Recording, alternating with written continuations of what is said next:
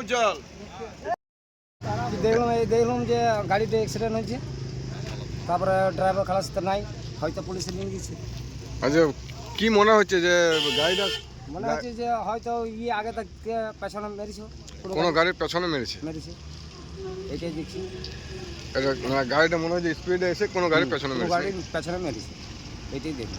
আচ্ছা, আপনার নাম পরিচয়? আমার নাম সমর বাউরি, খোতাডি তপনপুর কলোনি। আচ্ছা, এখন পুলিশ আসছে? হ্যাঁ, এখন পুলিশ।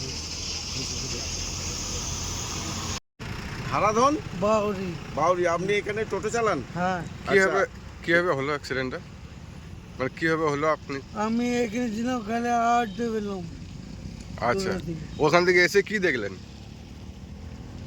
ওখানে তারপর গাড়িটা এখানকে এলে দেখলাম খালি পিছনে মেরেছে নাকি?